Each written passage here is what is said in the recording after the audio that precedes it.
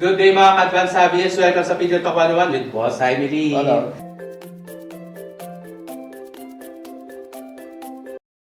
Yung walo, ilan na-clock? Ilan nag-clock pati finish ko, yung isa nga 10, tapos may dumating ako ng 4 o'clock something. So dalawa, may clock sa Dalawang cock sila. Clock din. Sa'yo? Wala nga ako simula nung bumalik ako, wala pa ako na Pero ilan ang niload mo ng MacArthur? Nag-load ka ng MacArthur na ilan? Pero medyo madami eh. Okay, with regards sa conditioning, alam ko kung pagka nagkakasakit. Okay, Okay, with regards sa conditioning, alam ko kung pagka nagkakasakit. Mostly, Diyan Doc Litas, pumapasok ano yung yung mga mga tinatanong sa inyo So, nila? mostly, Doc Litas, ano yung mga tinatanong sa inyo nila, Sir Third, Sir Don, with regards sa mga sakit ng ibon? Oo, yung the usual na chronic respiratory problem, yung ornithosis, one eye cold, and then yung sa cancer. Sa cancer. Cancer, oo. Kasi specialized ng client hub yung mga yan. Siyempre, di Dating ba? sa medications. Yes, oo. So, what's your product sa one eye cold? Meron yung Cure Cure Gold. Gold. Cure Cure Gold. Gold. Kilala. Oo. And then, pagka mostly ayun lang ba yung na-encounter nila Sir Turgy sa love nila? Si Turgy minsan nag-request ng chelated minerals. Okay. Kasi kasi yung chelated minerals, it's natural electrolytes yan eh. Okay. So, yun na, I think nagamit mo, no? Yung So, kasi yung mga vitamins, minerals talaga na isa sa mga key success ni Sir Turgy Celis at ni Sir Don Hurtado sa, di ba, sa Pigeon Sports natin. So, with regards din, Doc, ano ba yung mga marirecommend mo sa mga newbies natin na mga supplements with regards sa pigeon racing? Ano ba, mag-start pa lang sila mag-training? Oo. So siguro ang supplements lang talaga yung parang sinasabi naming maintenance product. Meron yung power yeast. Kasi ang power yeast, nasa 35% ang protein content niyan. Pagkatapos, napakataas niya sa B-complex. Yes, oo. No? Which is necessary during ng mga trainings. Kasi Yes. yun yung unang nauubos eh. Oo. Oo. Tapos we have chelated minerals na mention ko nga, it's natural electrolytes. And then ang isang magaling din na produkto yung Omega Star. It's a salmon oil with lecithin.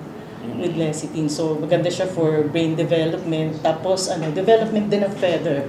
Kasi talagang feather naman ang ginagamit during the race. So yun it's a maintenance product. Ibig sabihin kung kaya natin kahit 3 times a week, 3 to 5 times a week, pwedeng gamitin in all stages ng pigeon. Ayun. So guys, sa mga nanonood, may mga supplements na available ang Triumph Hubs. Pwede nyo pong gamitin at saan siya magiging available, Doc? Mostly sa mga usually poultry, sa poultry supply. available na sa mga poultry supply. Okay, going back kay Sir Don. So, Sir Don, since na 10 plus ang niload mo na MacArthur? 8.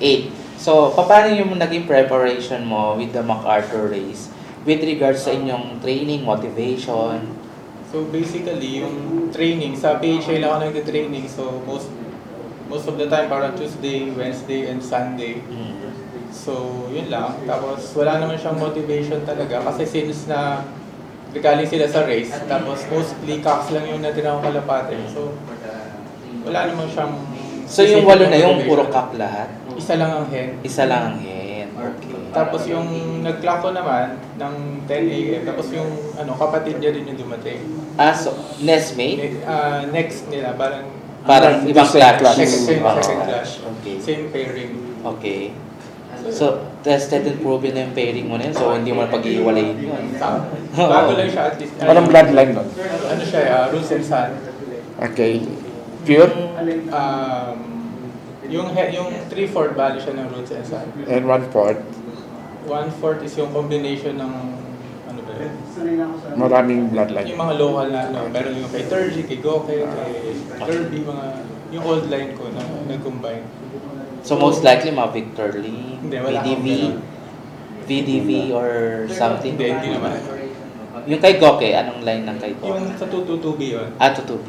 Okay. Tapos meron din kasama yung liturgy. So yung for a few years nga, yung sa final race lang kasi. Kaya ako di rin sabi ni liturgy, kaya daw kailangan daw, sabi ko mamaraw ako. Kasi hindi daw ako kilala. Kayo sir, di ba? Kasi ko na-limit kita. Hindi ko alam Hindi ka lang ka-familiar. Pero alam mo makako siya. Yes. Nakita ko sa PH kapag may event. May event, So, kilala kita.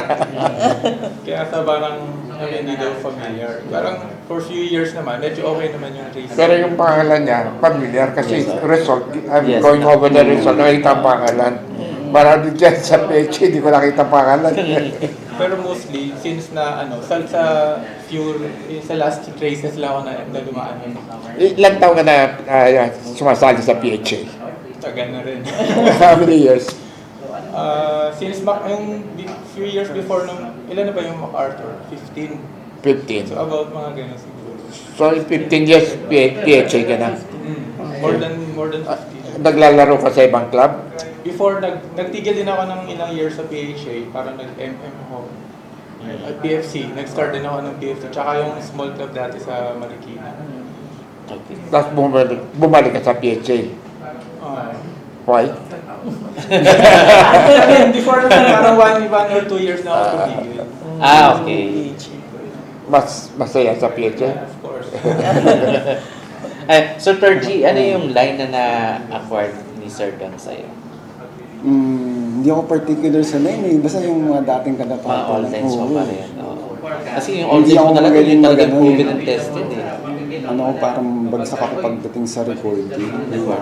Pero all lines mo, marami kay Jimmy D. Hindi, mas marami Victor. Victor Lim.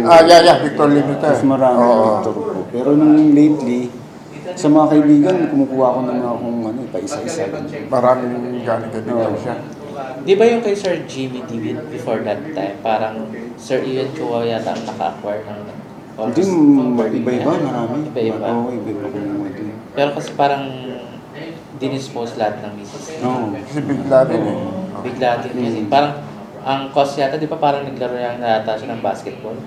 Hindi. Ay, Hindi di na ba yan? sa basketball yan. Sorry. Favorite yun eh, si Baby Ruth pala yun. Si Ah, Baby Ruth pala yun. Baby Ruth. Si Baby Ruth. Oo. Ayun, so sumalangit nawa. So, ayun, with regards naman, Sir Tergy, with regards naman sa preparation mo nung MacArthur, although na hindi naging successful yun, alam ko nagiging challenging talaga sa'yo si MacArthur kasi sabi mo nga kanina, so talaga parang ilap sa'yo ni MacArthur.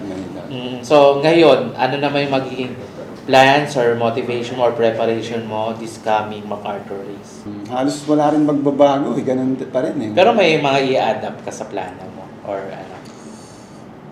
Baka next year i-lesson ko yung training ko. Okay. Alam ko hard training ka din eh. Baka yung lesson ko.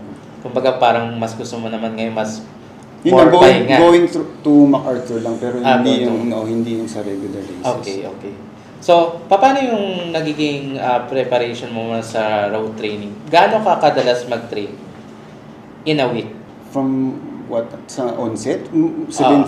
I mean halimbawa ngayon coming north training natin. Hindi ako masyado sa north eh, kasi halos sa buong career ko, halos hindi ako nakalipad ng north eh, south lang eh.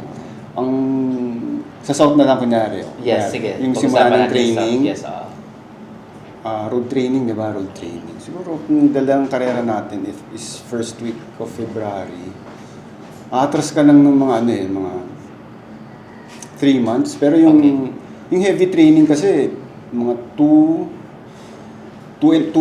hanggang 1.5 to 2 months enough na eh. Pero kung gusto mo mag-training atras ka ng from first race atras ka ng mga 3 months, okay na. Light training ka magla-light training ka lang. Okay. Do you prepare na club training or self-training ka for the 3 months? Mix. Oo. Nagka-club training ka? Oo. Meron din self-training. Or kumbaga parang Madalas. pinipili mo lang? Hindi yun nga, kunyari, start ng 3 months. Yung first month ko ng training, very light lang. Siguro once a week lang. Once a week. Tapos yung 2 months, papunta sa first race. Yun yung medyo, Halos araw-araw? Hindi. Hindi naman. Hindi. Or 3 times 3 a week? lang. 3 Minsan times a twice week. lang. Oo.